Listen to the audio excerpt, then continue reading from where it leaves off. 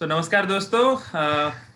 ये किसके चैनल पे आएगा अभी तक हम लोगों ने डिसाइड नहीं किया है, लेकिन यहाँ पे तीन जन है हम लोग। सबसे पहले भूरानी भाई है, दीपक भूरानी, चर्चा विद भूरानी से। और संदीप भाई है हमारे साथ, जिनका दो चैनल है। क्रेजी फॉर मूवीज के नाम से हम इनको ज्यादा जानते हैं। और मैं एक छोटा सा गरीब यूट्यूबर, मित्रों। गरीब नहीं होता और है अभी हम भाई। लोग सब तो हम तीनों मिलके थोड़ा फिल्मों के बारे में चर्चा करेंगे। चर्चा करेंगे। तो पहला शुरू करते हैं जगह में थंडीरम से। धनुष की फिल्म जो लास्ट वीक आई थी, उसी के बारे में हम लोग पहले बात करने वाले थे, ये थोड़ा पोस्टपोन्ड हाँ। हुआ। हम्म। तो जगह में थंडीरम मैं पहले पूछना चाहूंगा संदीप भाई से कि आपको कैसी लगी, मतलब। सच बताऊं तो देखो, जग में तंदीरम मेन मैटर रह गया कि जो टॉपिक है वो अभी देखो उसमें जो मिक्स हमको दो जॉनरा का मिक्सर देखने को मिलता है कि एक गैंगस्टर ड्रामा है और दूसरा आप जो एक इशू ले रहे हो। तो ये जो इशू है, ये जो श्रीलंकन अपने जो रेफ्यूजीज का जो इशू है, तो उसको कह सकते हैं ग्लोबल लेवल पे लेके गए गए हैं। पर देखो उसमें है ना, जो एक चीजें जो है, मुझे नहीं लगता है कि एक सब ऑडियंस के लिए उतनी अच्छी तरीके से काम करेगी। कार्तिक सुब्बाराज ने ये जो चीजें हैं पहले भी यूज की हुई हैं। इस चीज, ये जो श्रीलंकन रेफ्यूजीज हैं उनका काफी इंटरेस्ट रहता है इन सभी चीजों में। तो कहना चाहूंगा कि देखो, उन्होंने जो बताया कि जो नॉर्मल इवन तमिलियंस हैं उनमें, वहां पे जो नॉर्मल तमिलियंस हैं उन्हें भी इस चीज का आइडिया नहीं है, मतलब ये श्रीलंकन के साथ क्या हुआ था, क्या वहां पे घटा था, तो उनको उसके बारे में कुछ आइडिया नहीं है। तो मुझे ऐसा लगता है कि जो चीजें, मतलब अगर आप बता रहे हो कि श्रीलंका के साथ क्या हुआ था, तो उस चीज को और अच्छी तरीके से दिखाना चाहिए। लेकिन जिस तरह से प्रेजेंट किया है वो इतना ज्यादा क्लीशे टाइप हो जाता है कि मतलब ऐसा लगता है कि हाँ यार, बहुत बार देख लिया वो सब चीज। तो वो चीज थी। बाकी मेकिंग वगैरह से देखोगे, अगर आप फ्रेम टू फ्रेम डिटेलिंग देखोगे, तो बहुत, मतलब बहुत डिटेलिंग के साथ फिल्म बनाई है कार्तिक सुब्बाराज की। तो आप देखोगे तो काफी डिटेलिंग रहती है। इवन देखोगे जो वो अपना जो विलन है यहाँ पर, जेम्स कॉस्मो नाम का, उसकी कार देखोगे, व्हाइट कलर की कार रहती है, व्हाइट पावर लिखा रहता है उसके अंदर। तो डिटेलिंग वगैरह काफी जगहों पर बढ़िया है। लेकिन कह सकते हैं कि जो प्रेजेंटेशन था, या फिर कहें कि जो स्क्रीन पे लिखा गया था, वो प्रिडिक्टेबल और क्लीशे हो जाता है, जिसके वजह से एक सोशल या फिर कहें एक ग्लोबल इशू पे बनी फिल्म एक एंटरटेनिंग मसाला ड्रामा बन के रह जाती है। और कुछ नया, मेरे लिए एटलीस्ट, मेरे लिए कुछ नया मतलब साबित नहीं हो पाई। मतलब ऐसा कह सकते हैं कि जो एक्सपेक्टेशंस हुई थी कि बोला गया था, कार्तिक सुब्बाराज ने इवन जब ये फिल्म की अनाउंसमेंट वगैरह हुई थी तब उन्होंने कहा था कि, या फिर मेकर्स ने कहा था, one of the best script है। लेकिन अगर आप देखोगे तो पिछली कुछ फिल्मों से कार्तिक सुब्बाराज ने जो एक्सपेक्टेशन सेट की है उसको कहीं पर भी सेट नहीं कर पा रहे हैं। मतलब ऐसा लगता है कि कास्टिंग अच्छी होने के बावजूद भी वो अपने पोटेंशियल को कहीं पर भी उस तरह से नहीं दिखा पा रहे हैं। मुझे ऐसा पर्सनली लगता है। इवन पेट्टा में भी मुझे ऐसा ही लगा था। तो ये मेरा ओपिनियन है कि मुझे ऐसा ना था कि, मतलब बिलो एक्सपेक्टेशन कह सकते हैं। दीपक भाई आपको कैसा लगा? जी, जब मूवी स्टार्ट होती है ना तो ऐसा लगता है कि नहीं भाई, कुछ आपको बहुत अच्छा देखने को मिलने वाला है, कुछ बहुत बढ़िया होगा। लेकिन वो सारी एक्सपेक्टेशन बिल्कुल ही एवरेज हो जाती है सेकंड हाफ में जाकर, है ना। मतलब अगर आप कार्तिक सुब्बाराज की जो पहले की मूवीज है तो वही रेगुलर टेम्पलेट को उन्होंने यूज़ किया है, वही सारे मास एलिमेंट्स को यूज़ किया है। तो मतलब एक रेगुलर मूवी की टाइप जैसे आपको लगेगी कि एक हीरो है, वो सबको बचा लेगा, सब कुछ एंड में सही हो जाएगा, हैप्पी एंडिंग हो जाएगी। तो कुछ नया नहीं देखने को मिला, मतलब उस हिसाब से तो। हाँ, उसमें एक जो टॉपिक था वो अच्छा था, बढ़िया था। लेकिन जिस टाइप से उसको एक्सप्लोर किया है, अप टू द मार्क नहीं था वो, मेरे हिसाब से तो। बाकी टेक्निकल टर्म में तो मूवी काफ़ी अच्छी थी, जो फ्रेमिंग थी और जो स्पेशली जो कलर ग्रेडिंग थी और जो सिनेमाटोग्राफी थी। जो एक सीन होता है ना जिसमें वो चारों विलन्स को शो करते हैं और वो कैमरा पूरा घूमता है, तो हाँ वो बिल्कुल। सिनेमाटोग्राफी, हाँ, तो वो सिनेमाटोग्राफी सब बहुत अच्छी थी और कलर ग्रेडिंग स्पेशली काफ़ी अच्छी थी इसकी। साउंड डिज़ाइन भी काफ़ी हद तक ठीक था। लेकिन जो चीज़ शो करनी चाहिए, अब मुझे ऐसा लग रहा है कि कार्तिक सुब्बाराज की पिछली आप सारी मूवीज उठा के देखो, सब में टेम्पलेट बिल्कुल सेम है। उनको हीरोइज्म शो करना है, उनको मास एलिमेंट शो करने हैं और वो उसी पर रह रहे हैं। मतलब कुछ नया ऐसा आपको फील नहीं होगा। अगर उसमें नया है तो भी नया फील नहीं होगा, क्योंकि वो टेम्पलेट ही वैसा यूज़ कर रहे हैं, एकदम रेगुलर टाइप का। तो उस हिसाब से मूवी बिल्कुल एवरेज लगती है फिर। नहीं, कार्तिक सुब्बाराज का मुझे जो लगा कि उनका एक खुद का स्टाइल है, ठीक है। वो टैरेंटिनो, हाँ क्विंटन टैरेंटिनो डायरेक्टर, उनको हाँ, बहुत मानते हैं। तो उनकी आप फिल्में राइट देखेंगे, राइट। जिगर हो गया, पिज्जा हो हाँ गया, तो वहां पे एक वो हाँ, फील को वैसे फॉलो करता है। तो वो तो राइट। यहाँ भी है, वो स्टाइल तो है। हाँ लेकिन हाँ मुझे जो पेट्टा में लगा था कि उन्होंने बहुत बड़े स्टार को लिया है, तो वो एक हाँ, रेगुलर। लेकिन धनुष के टाइम राइट पे राइट। ऐसा क्यों हुआ वो मुझे समझ में नहीं आया, क्योंकि धनुष तो बहुत एक्सपेरिमेंट करते हैं वो तो। हाँ बैटरी हाँ, मेरे वाला राइट को राइट राइट। मैं उनके हाँ, ये बात बिल्कुल सही है। हाँ रीसेंट इंटरव्यूज देख रहा था, लेकिन धनुष को उन्होंने भले ही लिया है, लेकिन वो लोग, अगर आप उनके कुछ इंटरव्यूज देखोगे तो धनुष या फिर कार्तिक सुब्बराज कहीं ना कहीं फिल्म के अंदर एक रजनीकांत का फ्लेवर डालने की कोशिश कर रहे थे। अगर आप देखोगे उनके कुछ इंटरव्यूज में उन्होंने कहा है कि धनुष भी चाहते थे कि कुछ सीन्स को वो रजनीकांत के स्टाइल में परफॉर्म करें, तो हमने किया और उसी तरफ से। और इवन जो टाइटल है वो भी रजनीकांत के ही गाने का ही एक टाइटल है और गाना बजता भी है फिल्म के अंदर। तो वो फ्लेवर वो लोग उसी एक सुपरस्टार फ्लेवर के साथ आना चाहते हैं, और ये प्रॉब्लम है अभी हर फिल्म के साथ। अगर कोई भी क्रिएटिव डायरेक्टर आ रहा है उसके साथ यही प्रॉब्लम है, किसी भी सुपरस्टार के साथ आ रहा है, अगर एक कमर्शियल फिल्म बना रहा है ना, तो वो इसी तरह से चला जाता है। पिछले हफ्ते ये विद्या बालन की मूवी भी आई थी शेरनी, तो वो भी आप हाँ दोनों ने देखी है, तो हाँ उसके बारे में पहले दीपक भाई से शुरू करते हैं। शेरनी आपको कैसी लगी? शेरनी मुझे बहुत बहुत अच्छी लगी थी, क्योंकि जो मैसेज था वो काफ़ी अच्छा था। और आपको पता है जो डायरेक्टर है उन्होंने न्यूटन बनाई थी, तो उस हिसाब से उन्होंने उनके जो स्ट्रांग पॉइंट है उन्होंने उसको बिल्कुल रखा है। ऐसा नहीं है कि उन्होंने कोई मास एलिमेंट डाल दिया, या कोई अगर उसके अंदर विद्या बालन है तो कोई ऐसा कोई सीन दिखाया कि उसमें एकदम हीरोइज्म शो हो जाए, ऐसा कुछ करने की कोशिश भी नहीं की। और ये यही चीज़ सबसे अच्छी थी कि हाँ, आपको लगता है कि जो भी चीज़ चल रही है वो एकदम रियल चल रही है। काफ़ी लोग से मैंने मतलब बात की थी इस मूवी के बारे में, तो वो कह रहे थे नहीं भाई काफ़ी बोरिंग लग रही थी, और क्लाइमैक्स भी ऐसा अंडरवेलमिंग था। तो क्लाइमैक्स जो था वो एकदम रियलिटी के क्लोज था कि अगर एक सरकारी ऑफिसर है, अगर वो चाह रहा है कि उसे अच्छा काम करना भी है, अब उसकी जो ऊपर की अथॉरिटी अगर वो नहीं चाह रही है कि तो वो काम नहीं कर पाएगी। और वही चीज़ इसमें दिखाई है। इवन आप क्लाइमैक्स भी देखो तो क्लाइमैक्स में कोई हीरोइज्म शो नहीं कर पाए, क्योंकि ध्यान है कि रियलिटी में ऐसा होता ही नहीं है ना। तो वही चीज़ का जो इन्होंने इस मूवी में प्रेजेंट किया है वो काफ़ी अच्छा लगा मुझे, कि एकदम रियलिटी के एकदम क्लोज थी। मतलब ऐसे कैरेक्टर आपको अपने आसपास देखने को मिल सकते हैं। ऐसा नहीं है कि इनमें हीरोइज्म है या कुछ ओवर द टॉप चीज़ है, मतलब जो रियल है वो रियल है। और ये चीज़ काफ़ी अच्छे से शो की है। अब सबका पर्सनल ओपिनियन है, किसी को मास एलिमेंट चाहिए तो वो मूवी ऐसी नहीं दी है। ये मूवी का टेम्पलेट और इसकी प्रेजेंटेशन, एग्जीक्यूशन, डायरेक्शन सब कुछ डिफरेंट है, सब कुछ अलग है। तो उस लिहाज से तो मुझे ये मूवी काफ़ी अच्छी लगी थी। संदीप भाई आपको? देखिए, मैं सबसे पहले तो यही बोलना चाहता हूँ। देखो, अगर आप मेरा अगर टीजर रिव्यू भी देखा होगा, ट्रेलर रिव्यू, तो मेरे को ये लगता है कि उन्होंने ट्रेलर में ही बताया था कि ये किस टाइप की फिल्म होने वाली है। उसके बावजूद भी, और जब हम ट्रेलर रिव्यू में आके बात करते हैं सब लोग कि हाँ इस टाइप की है, इवन ना ही मेकर्स के तरफ से किसी हिसाब का ऐसा प्रमोशन होता है कि ये कोई बहुत ही कमर्शियल एंटरटेनिंग, फिर इस हिसाब का माइंडसेट किस लिए बैठता है कि हमको कुछ थ्रिलिंग, कुछ बहुत ज़्यादा ड्रामेटिक ऐसा देखने को मिलेगा, किस तरह से बैठता है मुझे समझ नहीं आता। अभी मुझे पर्सनली अच्छी लगी, मैं सच बता रहा हूँ। मैंने ये फिल्म रात को चालू की थी। एक्चुअली मैंने भी डिसाइड किया है कि मैं रात वगैरह को फिल्में ज़्यादा देखूंगा नहीं, क्योंकि हेल्थ पे थोड़ा असर पड़ रहा था, पर फिर भी मैंने उस फिल्म को रात को चालू किया और रात को ही खत्म किया। मतलब मुझे कहीं पर भी वो फिल्म, मतलब ऐसा कहूंगा कि कहीं पे भी निराशाजनक नहीं लगी। जो एक्सपेक्ट किया था वो सब देखने को मिलता है। और कह सकते हैं कि मतलब अगर आप देखोगे कि अगर अक्सर जो मैं कहता हूं कि एक स्टीरियोटाइप तरीके से गांव वालों को हमेशा दिखाने की कोशिश की जाती है कि गांव वाले अक्सर, मुझे ऐसा लग रहा था कि शायद ऐसा करेंगे कि गांव वाले कुछ ज्यादा ही पैनिक होते हैं, वो सिर्फ शेर को मारने के लिए जाते हैं, तो उन सभी चीजों को भी यहाँ पे उतना नहीं दिखाया गया है। आप देखोगे गांव के जो बच्चे हैं, इवन जो वो लेडी थी जो इनको मुखिया टाइप का दिखाया है, वो भी कितनी मतलब सामने से मतलब ऐसी थी कि नहीं, मारना नहीं है, सॉल्यूशन चाहिए लेकिन किसी को मारना नहीं है। वहीं जो अनपढ़ या फिर जो कहें बहुत ही ज्यादा अपने शौक के लिए कर रहे हैं, उन सबको देखो सीधा मारने के लिए जा रहे हैं। तो वो सभी चीजों को बहुत ही अच्छी तरीके से दिखाया है। बहुत अच्छी चीजों में लेयरिंग है, काफी डेप्थ है कहानी के अंदर, जिसे समझने की कोशिश करनी चाहिए। पर वही रहता है कि अभी ऐसी फिल्में आती हैं, मतलब अभी कमर्शियल रहती नहीं है तो लोगों को पसंद नहीं आती, लेकिन मुझे काफ़ी पसंद आई थी। और परफॉर्मेंस बोल लो कि स्क्रीन प्ले बोल लो, मुझे काफ़ी अच्छी लगी थी फिल्म। मुझे कहीं पर भी निराशा नहीं हुई थी। मैंने तो सही बोला था, मुझे कहीं पर भी मतलब प्रॉब्लम लगी ही नहीं थी इस फिल्म के अंदर। एक्चुअली उसमें जो ह्यूमर था, मुझे जो पर्सनली लगा कि वो ह्यूमर बहुत सटल था। हाँ वो ह्यूमर समझना पड़ेगा।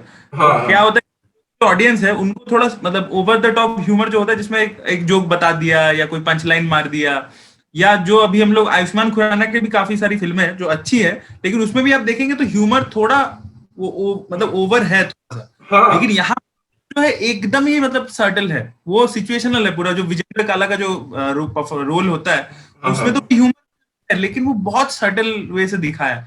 तो मुझे लगा कि वो बहुत मुझे पसंद आया। मुझे पर्सनली वैसा ह्यूमर बहुत पसंद था। और मुझे एक चीज मैं बहुत हैट्स ऑफ करूंगा विद्या बालन का, कि वो ऐसी फिल्म को भी उन्होंने हाँ बोला वो आगे, क्योंकि वो मेन स्ट्रीम काम चाहे तो ज्यादा कर सकती है, पॉपुलर से कर सकती है, लेकिन वो रिस्क लेके यहाँ पे आके कर रही है। तो तुम्हारी सुलु में भी किया था, लेकिन वो तुम्हारी सुलु फिर भी इससे ज्यादा कमर्शियल थी, ये थोड़ी और मतलब बहुत सबड्यूड एक चीज है। और वहां पे भी आके उन्होंने कहीं पे बोला नहीं कि मेरे को कोई हीरोइन कुछ दो कि मैं ऐसा कर रही हूँ वैसा कर हाँ। रही हूँ, तो था नहीं। तो वो मुझे काफी अच्छा लगा, बहुत एक डेयरिंग प्रोजेक्ट लगा। और और ऐसे और इतने टाइम के बाद भी आए, ऐसा नहीं कि मतलब रेगुलर पीरियड पे वो काम करते, इतने टाइम के बाद भी आए, फिर भी मतलब ऐसी फिल्म के साथ आते हैं कि मतलब सही है, मतलब ऐसा मतलब रहना चाहिए। अभी वही रहता है कि लोग अभी वो आते हैं फिर वही बोलते हैं कि हमें तो ये देखना ही नहीं है, मतलब टेस्ट है अभी भी बहुत ज्यादा, मतलब लोगों का टेस्ट अभी भी उस साइड में गया ही नहीं है। पता नहीं क्यों रहता है कि अभी ऐसा नहीं है कि ऐसी फिल्में बनती नहीं है, फिल्में बनती भी हैं। और क्या है कि जब बॉलीवुड में ऐसी फिल्में बनती हैं तो कहते हैं कि लोग को पसंद नहीं आती। अभी यही चीज है अगर आप तमिल फिल्म इंडस्ट्री में कहीं पे देखो, अभी देखो इसकी जो मेकिंग आप देखोगे, इस किस्म की फिल्में अभी अगर मलयालम फिल्म इंडस्ट्री में बनती, क्योंकि ऐसा ही अप्रोच के साथ रहती है, चीजें ऐसी ही रहती हैं, तो वहां पे अप्रिशिएशन मिलता है। अप्रिशिएशन क्यों मिलता है? वहां की ऑडियंस के द्वारा अप्रिशिएशन मिलता है, वर्ड ऑफ माउथ अच्छा मिलता है, तो जिन्हें मतलब अच्छी नहीं भी लगती होगी तो वो भी समझने की कोशिश करते होंगे। अपने यहाँ पे ऐसा है कि ऑडियंस से भी तो खराब मिला, और अभी बोला हाँ यार खराबी होगी, कोई देखने ही नहीं गया। अभी कोई देखने ही नहीं गया, कमेंट में बोला गया अरे यार बोरिंग है, ऐसा है वैसा है करके कमेंट, कोई देखने ही नहीं गया। तो वो रहता है। और मलयालम फिल्म अभी ये जो नाइट करके फिल्म आई थी, उसको आप देखो, उसका ट्रीटमेंट देखो आप, तो उसमें भी ऐसा कुछ नहीं था, लेकिन हाँ हाँ, तो उसमें भी स्लो मतलब बर्न था, बहुत ही हाँ। हाँ स्लो बर्न थ्रिलर थी, तो उसमें उसको अप्रिशिएशन मिलती है। यहाँ पे ऐसी बनती है तो उसको अप्रिशिएशन नहीं मिलती, उसको बोरिंग बोल दिया जाता है। तो वो रहता है, अभी क्या करें। अब रहते हैं कि ये मतलब फिर भी इस फिल्म के अंदर मैं कहूंगा कि काफी कुछ चीजों को बहुत ही मतलब एक कनेक्टिंग कनेक्टिंग वे में दिखाया गया था। मुझे तो ऐसा लगा कि काफी चीजों को मतलब ऐसा भी नहीं कि बहुत ज्यादा मतलब ऐसा लगे कि समझना ज्यादा पड़ जाए, ऐसा बहुत ज्यादा चीजें कनेक्टिंग थी, फिर भी नहीं मिला। मुझे नहीं लगता है कि ऑडियंस के द्वारा वैसा अप्रिशिएशन मिला, जो भी मैंने कमेंट सेक्शन पढ़े या फिर जो भी मैं पढ़ता हूँ, मुझे ऐसा नहीं लगा कि ऑडियंस के द्वारा इतना अप्रिशिएशन मिला इस फिल्म को। अच्छा चलिए रे के बारे में आते हैं। तो हाँ सत्य, तो मैं तो बंगाली हूँ, तो हम लोग तो बचपन से हाँ उनका मतलब देख रहे हैं और ये कर रहे हैं, मतलब उनकी कहानियां बहुत पहले से पढ़ी है। अब मैं पहले हाँ दीपक भाई से पूछ रहा था, आपने सत्य की कोई फिल्म देखी और या उनके बारे में आपको मैंने पहले कुछ सीरीज के मैंने कुछ कुछ मतलब कुछ कुछ पढ़ा हुआ है, मतलब देखी नहीं है उनकी फिल्म मेकिंग ये सब। और कुछ कुछ मुझे लग रहा है कि बारे शायद इसमें एक हॉरर मूवी अगर डालते ना तो अच्छा हो सकता था, क्योंकि एक दो कहानियां ऐसी हैं जो हॉरर में काफी अच्छी है उनकी। हालांकि इतनी तो हॉरर में नहीं है उनकी, लेकिन जितनी भी है, मैंने मतलब जो मेरे ऑडियंस वो भी कह रहे थे कि अगर एक दो अगर इसमें हॉरर डालते, अगर एक भी डालते हॉरर तो काफी अच्छा रहता। बाकी ओवरऑल मैंने उनकी मूवीज अब तक तो एक्चुअली देखी नहीं है। मैं एक्चुअली आपको, चाह रहा हूँ देखना, हाँ आप स्टार्ट करना जरूर चाह रहा देखें। हूँ मैं। हाँ हाँ आप जरूर देखें, होचोई में आपको मिल जाएगी। मैं हाँ, मैंने ये, एक एक मैंने अप्पू टैनर्जी देखी हुई है, वो देखी है मैंने। तो अच्छा वो क्या कि हमारे बुक्स में भी थी, उनकी जो कहानियां थी वो हमारी बुक्स के अंदर भी थी, तो वो वाली कहानी हमने अच्छा। पढ़ी हुई और देखी हुई भी है। तो ये एक्चुअली हॉरर जो स्टोरी एक थी, वो हाँ एक्चुअली हाँ। अभिषेक चौबे को ऑफर हुई थी, लेकिन अच्छा। उन्होंने कहा कि नहीं मैं वैसे वो नहीं करना चाहता हूँ, मैं ये वाला हाँ करना चाहता हूँ जो हंगामा क्यों हाँ। वो हुआ बर्फा। फिर। तो आपको हाँ, मतलब कैसी लगी रे, आपको कैसी लगी, चार कहानियां मेरे को कैसी रे लगी? काफी अच्छी लगी, स्पेशली एपिसोड 3 और 2 तो बहुत अच्छा लगा मुझे। और ओवरऑल भी मतलब ये अच्छी थी, है ना। हाँ, कुछ कुछ जगह पे जो इसकी पेसिंग थी वो थोड़ी डिप होती है, लेकिन ओवरऑल अगर अपन ये पूरी देखते हैं तो काफी इंप्रेसिव थी। स्पेशली एपिसोड नंबर 2 और 3 तो आउटस्टैंडिंग था। स्पेशली थर्ड एपिसोड था जो मनोज वाजपेयी जी का था, जो हंगामा की बर्फा, वो काफी बहुत ही ब्रिलियंट था वो तो। चाहे आप उसकी साउंड डिजाइन देख लो, चाहे जो कॉन्वर्सेशन होती है वो गजराज राव के बीच में और इनके मनोज वाजपेयी के बीच में, या फिर जो आप उनका देखो रघुवीर यादव का जो कैमियो था वो काफी बेहतरीन था। और एपिसोड नंबर 2 अगर देखें तो जो प्रोसेड था वो काफी अच्छा था। और के मदन जी की एक्टिंग आपको बताइए कितनी ब्रिलियंट रहती है, तो वो काफी हद तक अच्छी लगी थी। फर्स्ट एपिसोड का मुझे कहीं ना कहीं ऐसा लगा स्टार्ट के 20 मिनट थोड़ा ड्रैग, मतलब काफी ड्रैग लग रहे थे वो, क्योंकि देखो क्या है ना कि जो वहाँ पर दिखाया गया है, जो अपर अर्बन का जो दिखाया है, तो उससे क्या हम कनेक्ट नहीं कर पाते हैं, क्योंकि अपन इस माहौल में कभी गए नहीं है। तो वो जो माहौल उधर बना था, जो अर्बन का माहौल बना था, वो उतना अट्रैक्ट नहीं करता या अपन को इंगेज नहीं कर रहा था। तो वो चीज थी। और एक्चुअली क्या है, फर्स्ट कहानी के अंदर चेंजेस काफी किए।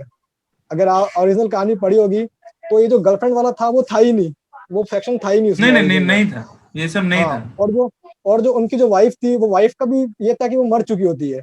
यहाँ पर वाइफ का भी हम्म। एंगल डाला उन्होंने, और जो गर्लफ्रेंड का एंगल वो भी डाल दिया उन्होंने।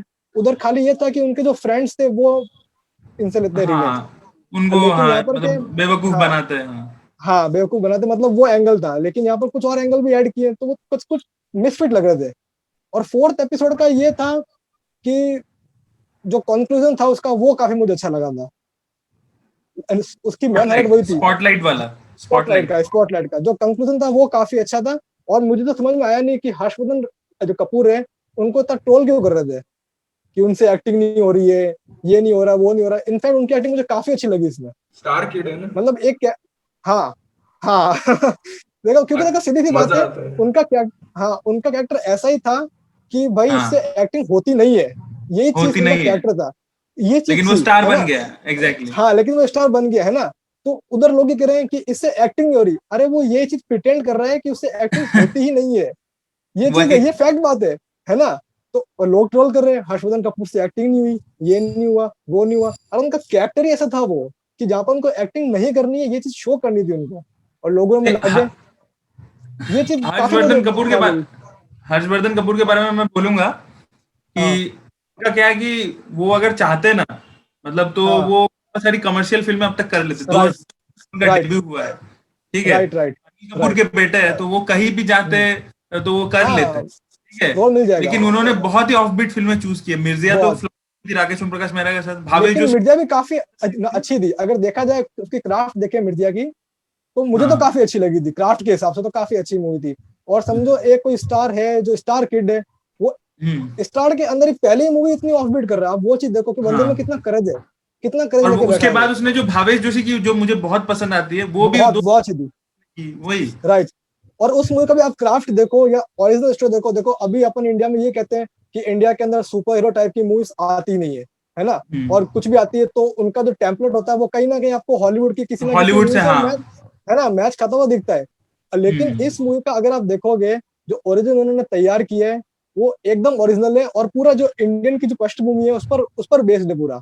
तो वो काफी रियल भी लगता है, लेकिन लोगों को तो पसंद ही नहीं आती है चीजें कि अरे ये क्या है, ये तो बोर कर रही है। लोगों को चाहिए कि भाई सुपर हीरो मुक्का मार रहा है तो वो आसमान के अंदर आसमान फाड़ के निकल जाए, ऐसी और मूवीज लोगों को चाहिए वो होती जब है।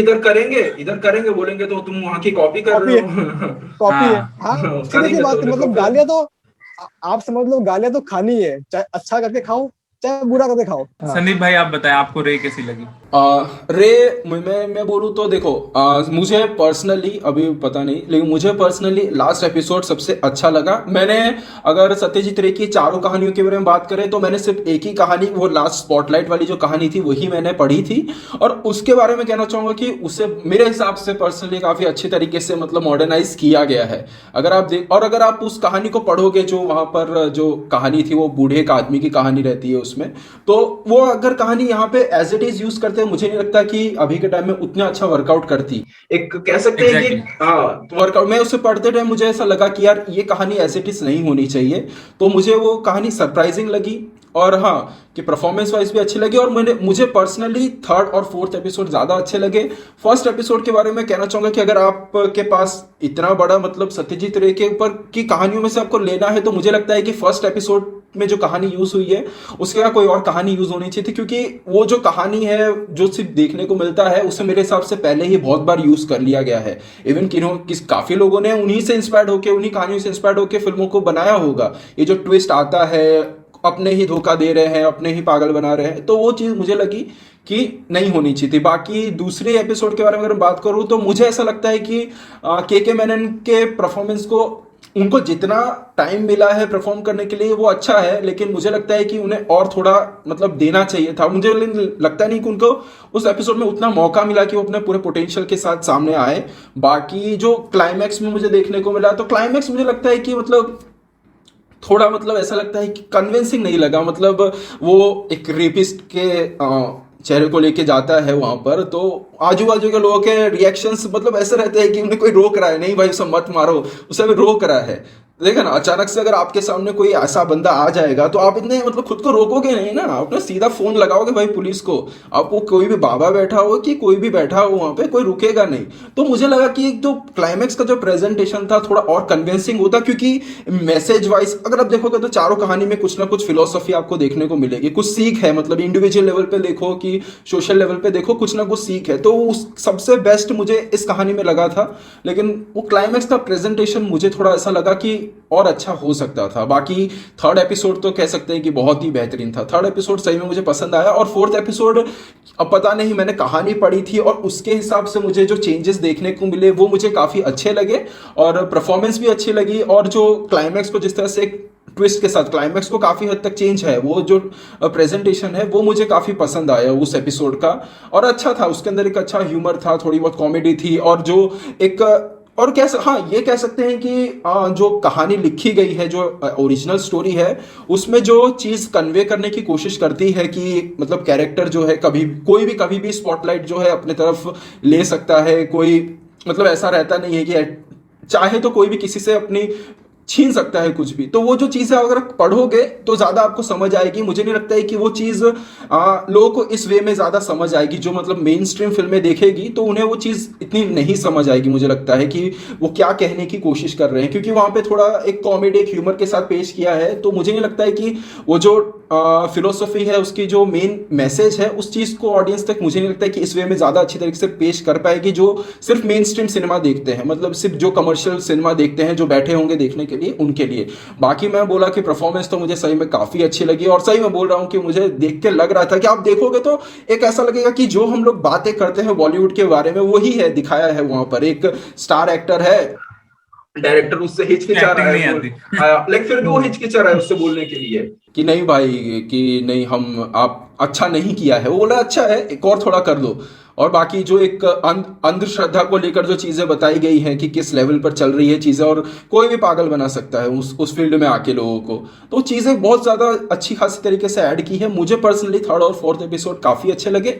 फर्स्ट एपिसोड के लिए कह सकता हूँ कि परफॉर्मेंस वाइज अली फजल की जो काम था वो सही में बहुत ही ब्रिलियंट था, पर स्टोरी मेरे हिसाब से कोई और सिलेक्ट करनी चाहिए थी उसके लिए। और सेकेंड एपिसोड कह सकते हैं कि और अच्छा हो सकता था। मुझे उतना मतलब मज़ा नहीं आया दोनों एपिसोड में। बाकी थर्ड और फोर्थ एपिसोड मुझे काफ़ी अच्छे लगे। मेरा क्या है कि मैंने तो सारी कहानियां पहले पढ़ी भी हुई थी, और रेडियो मिर्ची पे एक शो होता है संडे सस्पेंस करके, वो उसी यहाँ पे ही सुना है मैंने, उसी पे ही सुना था, स्पॉटलाइट उसी पे सुना है। तो वो बहुत ही बढ़िया होता है। तो वहां पे सत्यजीत रे की काफी सारी कहानियां हमने उसी के थ्रू से सुनी है, तो बहुत ही वो पसंदीदा है। तो मुझे जो सबसे पहले चीज लगा कि ये जो जो मनोज वाजपेयी का जो सेगमेंट था हंगामा क्यों है बर्पा, उसका एक्चुअल नाम है बारिन भूमिकर बैरा। वो कहानी सिर्फ एक है जो बहुत लंबी है कहानी है। बाकी आप देखेंगे उसका ऑडियो स्टोरी है, बाकी 3 कहानियों का, वो करीब बहुत छोटी है, 20-20 मिनट की कहानी है। तो मुझे सबसे पहला चीज जो गलत लगा कि ये उनको बहुत ज्यादा स्ट्रेच किया गया है। मतलब बाकी हर कहानी को आप देखेंगे तो कुछ ज्यादा मतलब स्पॉटलाइट भी बहुत ही छोटी कहानी है। बिपिन चौधरी श्री की जो पहला कहानी है उस वो भी काफी छोटी है, और बाकी सभी छोटे हैं। और ये सबसे पहला मुझे चीज लगा। और मुझे लगता है सत्यजीत रे की और अच्छी अच्छी कहानियां थी जो ले सकते थे, जैसे खौगम बोल के एक कहानी थी, वो बहुत ही बढ़िया कहानी है।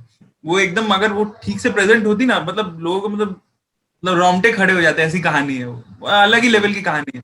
लेकिन मुझे लगा कि वो एक कहीं पे, लेकिन फिर वो तो डायरेक्टर का खुद का चॉइस है, वो कैसी कौन सी कहानी उठाएंगे।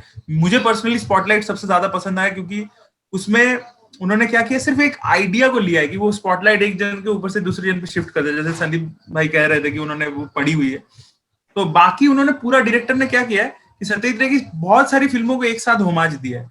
सत्यजीत रे की फिल्मों में क्या है कि वो रिलीजियन के पीछे जो एक अंधभक्ति जिसके बारे में बात कर रहे हैं, वो काफी बार वो काउंटर करते थे। सत्यजीत रे अपनी फिल्मों में काफी बार उन्होंने उसके अगेंस्ट पे दिखाया, बहुत पुरानी फिल्म है लेकिन फिर भी दिखाते थे। तो उस चीज को यहाँ पे उठाया है। फिर फिल्म इंडस्ट्री के अंदर एक हीरो, ठीक है, वो बहुत बड़ा स्टार है लेकिन अंदर ही अंदर बहुत लो फील करता है। तो ये एक फिल्म आई थी उनकी सत्यजीत रे की 1960 में, नायक, तो उसका भी थीम यही था। तो वो सब चीजों को एक साथ मतलब होमाज दिया है, फिर मतलब उनसे छोटा छोटा, तो वो मुझे बहुत अच्छा लगा।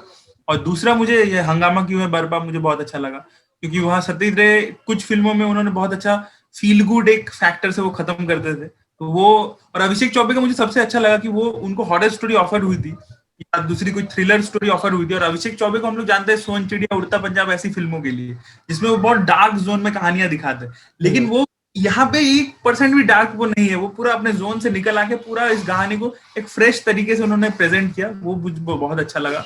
और दोनों का परफॉर्मेंस बहुत ही बढ़िया था, मनोज वाजपेयी और गजराज राव दोनों का परफॉर्मेंस बहुत ही बढ़िया था। और वो जैसे वो ड्रीम सीक्वेंसेस आते हैं, उनको जैसे स्टेजिंग किया है, उनकी जैसे सिनेमाटोग्राफी है, वो सब बहुत अच्छा था। तीसरी मुझे लगी फॉरगेट मी नॉट। अब उसमें मुझे अली फैजल की परफॉर्मेंस बहुत ही बढ़िया लगी, और उसका सिनेमाटोग्राफी भी आप देखेंगे तो जैसे एक चीज मैं हाईलाइट करना चाहूंगा, ये मैंने अपने रिव्यू में भी नहीं कहा था, कि जितना फिल्म आगे बढ़ता है तो अली फैजल का बहुत क्लोजअप धीरे धीरे जाने लगता है।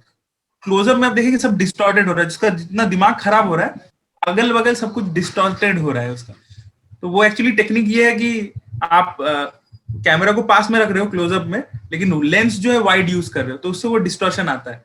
तो वो लोग इस्तेमाल उन्होंने किया कि वो उसका दिमाग पागल हो रहा है, इसलिए जब उसको हम लोग डिस्टॉर्टेड फील करें। ये आपको सेक्रेट गेम्स में भी दिखने को मिलेगा, जब वो गोची लेता है ना नवाजुद्दीन, तो उसका पूरा हाँ दुनिया डिस्टॉर्टेड होने लगता है। तो वो चीज बहुत अच्छा लगा उसको सिनेमाटोग्राफी। लेकिन वही मुझे लगा कि एक तो बहुत लंबी हो रही थी, ऊपर से कुछ चीजें अच्छी नहीं लग रही थी, मतलब उसका ओरिजिनल एसेंस जो कहानी थी इसमें जो ऐड किया, मुझे वो उसका तालमेल सही नहीं लग रहा था। और लास्ट में उस पूरे चीज को जैसे दिखाया ना कि वो एक कमरे से दूसरे कमरे में श्वेता बासु प्रसाद, मुझे लगा कि उतना लोगों को बता बता के दिखाना नहीं चाहिए था, थोड़ा हिंट पे हाँ छोड़ते। अब एक्चुअल कहानी भी देखेंगे तो उसमें बहुत स्लाइट में छोड़ा है कि एक चिट्ठी भेजते, चिट्ठी में जस्ट पढ़ते आपको थोड़ा बस ये किया, तो वो एक छोटे से हिंट पे छोड़ते अच्छा होता कि हम लोग प्रेडिक्ट करते। बहुत ज्यादा स्पून फीडिंग कर दिया, वो मुझे अच्छा नहीं लगा। सबसे खराब मुझे एक्चुअली केके मेनन वाले लगा। मुझे आप लोगों ने को परफॉर्मेंस अच्छा लगा है, लेकिन मुझे वो बहुत बकवास लगा। मुझे लगा कि केके मेनन बहुत बढ़िया एक्टर है, और यहाँ पे उनका परफॉर्मेंस बहुत बहुत एक होता है ना कि एक आर्टिफिशियल टाइप का लग रहा था, बहुत सुपरफिशियल टाइप का लग रहा था। और जो कहानी है, अब ये क्या है कि मैं बंगाली हूँ, तो सृजित मुखर्जी ने एक फिल्म बनाई थी विंचीदा, जिसका पेंसिदा तेलुगु में रीमेक भी होने वाला है, उसका राइट्स बिक चुका है काफी पहले। तो वो फिल्म काफी सक्सेसफुल हुई थी यहाँ पे। तो वहां पे भी ऐसा एक एंगल है, अभी तो आप लोगों ने देख लिया तो मैं बता सकता हूँ आप लोगों को, कि वो जो बॉस का बदला लेता है ना, कि वो बॉस बन जाता है हम्म खुद बन के हम्म तो विंचीदा का कुछ ऐसा ही एंगल है कि एक सीरियल किलर है, वो दूसरे का रूप लेके उससे, मतलब कोई ऐसे आप बिजनेसमैन है, आप बहुत मतलब दो नंबरी धंधे करते हो, तो आपका भेस ले लेगा और आपके वहां जाके ऐसा कोई क्राइम करेगा जो सीसीटीवी फुटेज उसका आ गया ऐसा वगैरह, तो फिर जाके पुलिस आपको पकड़ेगी, और उसने भेस बदल लिया वापस। ऐसे करके वो सीरियल किलर सोचता है कि मैं जस्टिस कर रहा हूँ। तो ऐसा एक प्लॉट था विंचीदा का, तो वो मुझे कहीं पे लगा कि उसी को यहाँ पे इस्तेमाल कर दिया है एज इट इज, जो पैन इंडिया ऑडियंस को नहीं पता, क्योंकि पैन इंडिया ऑडियंस ने अभी तक विंचीदा हम्म देखी नहीं है। वो एक हम्म चीज मुझे नहीं लगा। और दूसरा लगा कि ओरिजिनल कहानी से इसको यहाँ पे जैसे बदला है ना, तो काफी चीजें मुझे ऊट पटांग लगी। जैसे बिदीता बाग का जो कैरेक्टर था, वो तो एकदम सही बैठ ही नहीं रहा था। फिर अचानक वो दादी को दिखा दिया, हॉलीवुड प्रोडक्शन में काम करती थी, वो सब मेरे को जम नहीं रहा था एकदम। फिर कहानी जैसे खत्म भी होती है, वहां भी वो थोड़ा अनरियलिस्टिक अनरियलिस्टिक लग रहा था। वो पीर बाबा के पास जाता है वो, तो अच्छा नहीं लगा, मतलब वो पूरा उसका राइटिंग एग्जीक्यूशन मेकिंग सब कुछ। और आप देखोगे ना, और ये इसका एक रीजन भी है, दूसरे बाकी तीन के मतलब मुकाबले वो बहरूपिया जो कहानी था, उसका प्रोडक्शन क्वालिटी थोड़ा कम है। और इसका रीजन भी मुझे पता है, क्योंकि ये एक्चुअली 2019 में इन्होंने पहले ये वाला एपिसोड शूट किया था, और तब इनके पास कोई प्लेटफॉर्म नहीं था। तो ये लोग अलग अलग प्लेटफॉर्म के पास जाके दिखा रहे थे कि ऐसे हम सत्यजित रे की कहानी के ऊपर बनाना चाहते हैं, तो आप में से कौन इंटरेस्टेड है। तो फाइनली जाके फिर नेटफ्लिक्स ने अप्रूव किया कि 100 साल उनका इस ईयर उनका 100 साल का बर्थडे है सत्यजित रे का। तो इसीलिए इस साल वो लोग लाना चाहते थे, और उसी हिसाब से उन्होंने फिर नेटफ्लिक्स ने अपना बजट दिया, तो तब बजट बढ़ गया तो उस हिसाब से उन्होंने फिर बाकी तीन कहानियां बनाई। तो मुझे मेरा ये सीक्वेंस था, मैं उतना मतलब क्योंकि हम लोगों ने सत्यजित रे की कहानियां इतनी पढ़ी है ना, तो हाँ मुझे नहीं लगता कि जस्टिस पूरा हो पाया। ये बहुत ही बंगाली ऑडियंस ने कहा कि उतना जस्टिस नहीं हो पाया। अब बराबर है पैन इंडिया अच्छी लग सकती है काफी लोगों को, लेकिन हम्म हमको उतनी अच्छी नहीं लगी, मतलब अप टू द मार्क नहीं लगी, थोड़ी अनइवन लगी। सही, वो तो रहता है कि अभी वो रहता है कि कभी कोई कहानी रहती है जो हमने पहले इवन अभी अब देख लो, अगर जो कोई फिल्म रीमेक फिल्म उठा लो, अगर आप ओरिजिनल देखते हो तो फिर लगता है कि नहीं हुआ है, वो तो रहता है। अब वही बाद में ऑडियंस, सामने वाली ऑडियंस समझती नहीं है कि भाई तू इसको क्यों खराब बोल रहा है, क्यों ऐसा, तो वो रहता है। अच्छा, मैं ये हाँ क्वेश्चन करूंगा, ठीक है, हाँ ये बहुत कंट्रोवर्शियल क्वेश्चन होने वाला है, और मैं हाँ जानता हूँ कि संदीप भाई जो है बहुत जेंटलमैन किस्म के आदमी, कभी किसी कंट्रोवर्सी में इन्वॉल्व नहीं होते हैं, तो हाँ लेकिन इनका आंसर सुनना है। हाँ ये एक पूछिए। वर्ड बोलूंगा, इससे आपको मतलब पहले बुरानी भाई बोले कि इस पे रिएक्शन क्या आता है, फिल्मी इंडियन। ये सुन के आपके दिमाग में पहले क्या आता यूट्यूब का बाप, है और कुछ नहीं। खत्म, यही वन वर्ड में खत्म, और क्या बोले। नहीं मतलब आपके कुछ मतलब ये बताइए कि आप मतलब आपके व्यू पॉइंट्स क्या है इसके ऊपर। देखो क्या है ना कि एक चीज होती है ना कि ऑडियंस को मैनिपुलेट करना, वो उन्हें काफी अच्छी तरीके से आता है। मतलब वो जानती है कि उनकी ऑडियंस किस टाइप की है, उनकी ऑडियंस को क्या सुनना है, और वो वही चीज करती है। इनका आप अगर आप देखोगे कोई भी चीज उठाकर, इनका पर्सनल ओपिनियन आपको देखने को नहीं मिलेगा। ये चीज कंफर्म है, ठीक है ना, इनका पर्सनल ओपिनियन कभी नहीं मिलेगा। ऑडियंस का रुख जिस तरफ है, इनका रिव्यू भी उसी तरफ होगा। अगर समझो किसी मूवी को गालियां मिल रही है ऑडियंस से, तो ये भी गाली ही देगी। अगर किसी मूवी को अप्रिशिएट कर रही है ऑडियंस, चाहे मूवी कितनी भी खराब है, लेकिन अगर ऑडियंस अप्रिशिएट कर रही है, तो ये भी अप्रिशिएट ही करेगी। मतलब इनका कोई पर्सनल व्यू पॉइंट नहीं मिलेगा। अगर आप इनके रिव्यूज पे देखोगे, तो आपको कभी भी किसी भी सीन का मतलब डिस्क्राइब नहीं कर पाएंगे ये, क्योंकि इन्होंने कई बार तो देखी ही नहीं होती है, तो ये डिस्क्राइब नहीं कर पाती है। बस ये है कि पोयम लिखना काफी अच्छा जानती है, तो बस उसी के हिसाब से चल रहा है, चल रहा है, चल रहा है। क्योंकि आप देखना ना, मूवी की ना डिटेलिंग आपको इतनी देखने को नहीं मिलेगी इनके रिव्यू में। उठा के देख लेना आप किसी भी रिव्यू को, ये चीज है। और उनकी ऑडियंस, और सबसे मेन चीज क्या है, उनकी ऑडियंस भी ना उस टाइप की बनी हुई है। सबसे सबसे मेन चीज ये है, उनकी ऑडियंस उस टाइप की बनी हुई है, तो उनको लगता है कि हाँ, ये जो कह रही है वो सही है, और कुछ नहीं। ये चीज रह और जाती है। एक मेरे पास मैसेज आया है इंस्टाग्राम पे, काफी महीने पहले की बात कर रहा हूँ। तो सूरज कुमार ने तब वीडियो बनाया था। सूरज कुमार भी तो आपने पता है, सूरज कुमार ने वीडियो हाँ, बनाया। फिर हाँ, वो जो एक कौन सा उनका चैनल का नाम है, देसी मेगा माइंड, उन्होंने वीडियो बनाया हुआ है। हाँ, हाँ, काफी लोगों हाँ, ने हाँ, वीडियो बनाया। तो मेरे पास हाँ। एक मैसेज आया, कोई लड़की हम्म, थी, मैं बहुत हम्म, इज्जत करता हूँ, लेकिन उन्होंने कहा कि तुम सब, मतलब क्योंकि वो औरत है और वो तुम लोगों से हाँ। ज्यादा सक्सेसफुल है, तो इसीलिए सब मर्द जितने हैं यूट्यूब पे वो भाई सबके भाई लिए देखो, जल रहे हैं। नहीं भाई देखो, ये विक्टिम कार्ड खेला गया है वहां पर भी। ये विक्टिम कार्ड वहां पर भी खेला गया है, उस चैनल पे खेला गया ओ अच्छा, है ना। मैंने देखा नहीं फिर। हाँ, नहीं अच्छा। मतलब जैसे देखो बताऊँ क्या है कि कई ऑडियंस तो क्या है कि लड़की देखकर सब्सक्राइब कर देते हैं कि अच्छा लड़की रिव्यू कर रही है, तो ये एंगल बैठता है ये चीज का। आप नोट करना, ये चीज का एंगल बहुत बैठता है। क्योंकि इनसे भी अच्छे कई सारे रिव्यू बैठे, अपन अपनी बात नहीं कर रहे, अपन बाकी लोगों की बात भी कर रहे हैं। कई सारे ऐसे रिव्यूअर्स थे जिनके व्यूज नहीं आते, जबकि उनकी डिटेलिंग अच्छी होती है। और यहाँ पर आप देखो, अगर आप ऐसे डिटेलिंग को अपने वीडियोस में अगर आप डालते स्टार्ट में, तो उतने व्यूज जो उनको आ रहे हैं आपको कभी ना आते। ये चीज कंफर्म है ना। पर उनको आ रहे हैं क्योंकि ये कहीं ना कहीं आप समझ लो कौन सा एलिमेंट काम कर रहा है यहाँ पर। ये वो चीज रह जाती है। नहीं, मुझे वो सुनने को मिला कि तुम लोग सब जलते हो क्योंकि वो मतलब औरत है, उसके बाद भी वो अरे सक्सेसफुल है तुम लोग से, तो ऐसा मेरे को सुनने को मिला। मैंने बोला, मैं क्या बोलूं, मैं बोला नहीं भाई, ऐसा नहीं है। वो सबको हाँ, बेवकूफ बनाती है इसलिए है, वरना सक्सेसफुल हो हाँ, क्या प्रॉब्लम सही है। बात है। और सक्सेस का डेफिनेशन से सब्सक्राइबर के काउंट से नहीं आता है। हाँ, नहीं, नहीं, सही बात है, सही बात है। संदीप भाई, आपका इस विषय में कोई? देखो, पहली बात तो ये है कि देखो अभी आजकल अगर आप देखोगे तो यूट्यूब पर सिर्फ वही नहीं, काफी सारे ऐसे लोग हैं जिन जो मतलब कुछ अलग ही तरीके से फिल्मों के बारे में बात कर रहे हैं। काफी लोग हैं। अभी ये भी रिसेंटली रे के रिव्यू को उठा के देख लो, काफी ऐसा मतलब आपको ऐसा लगेगा कि यार शायद इसने कोई पहली बार ऐसी फिल्म देखी है क्या, ऐसा लगेगा। तो मैं देखो, किसी कोई अपने चैनल पे कुछ भी करे, मुझे उससे इतना कोई ज़्यादा प्रॉब्लम होती नहीं है। मैं ऑनेस्टली बोलता हूँ, शायद जब स्टार्टिंग में कुछ वीडियोस मेरे सामने आए होंगे तो शायद मुझे याद नहीं, मैं देखा होऊंगा उस उनके चैनल के वीडियो को। मैंने एक भी वीडियो नहीं देखा है, एक भी वीडियो नहीं देखा है। ये आप लोग की जो कंट्रोवर्सी हुई थी उनके बीच में, तो मैं जाके एक वीडियो देखा था उनका, वो भी मैंने बीच में पॉज कर दिया था और सिर्फ कमेंट सेक्शन देख रहा था, कि वहाँ पे कुछ एक बहुत बड़ा नोट लिखा हुआ था। शायद शायद मेरे को लगता है कुछ एक पेड रिव्यू के टाइम का कुछ हुआ था, तो एक बहुत बड़ा नोट हाँ, लिखा हुआ था, हाँ, तो हाँ, मैं उसे पढ़ रहा था। हाँ, बाकी मैं नहीं नहीं, मुझे वो शेर व शायरी पसंद नहीं आती है। तो उसके बाद और मुझे दूसरी चीज़ पसंद नहीं आती है। मेरे को तो क्या लगता है कि मतलब देखो, अभी अभी एक और चीज़ आप देखोगे कि आपके पास जब एक ऑडियंस बेस आता है, अगर आप एक यूट्यूब पर एक कम्युनिटी पे इतने टॉप पर हो सब्सक्राइबर काउंट में भी, तो आपसे काफ़ी लोग इन्फ्लुएंस होते हैं। तो आपको ऐसी कोशिश करनी चाहिए कि आप मिलके कुछ अच्छा प्रोवाइड करो। अभी अगर मैं बोलता हूँ कि आप जाओ यूट्यूब पर सर्च करो, काफ़ी लोग ऐसे मिलेंगे जो आज जो लोग टॉप पे हैं उन्हीं की कॉपी करने की कोशिश करते हैं, ठीक है ना। अगर मैं उनको ही खुद बोलूँगा कि आप जाओ, जो आपके तरीके से वीडियो जो लोग बना रहे हैं उनके वीडियो को आप देखो, क्योंकि खुद का कंटेंट बहुत ही कम लोगों को ख़राब लगता है या फिर इंप्रूवमेंट की ज़रूरत होती है। उनका देखो, आपके वे में ही बना रहे हैं, क्या लगता है कि सही में है, क्या सही में टाइटल के अंदर 3 मिनट 4 मिनट के अंदर रिव्यू और एक्सप्लेनेशन हो सकती है, रिव्यू के साथ एक्सप्लेनेशन रहती है, कैसे हो सकता है 3-4 मिनट में? मुझे कैसे नहीं होगा? लगता है कोई कोई नहीं, फिल्म को एक्सप्लेन कर सकता है, ठीक है ना।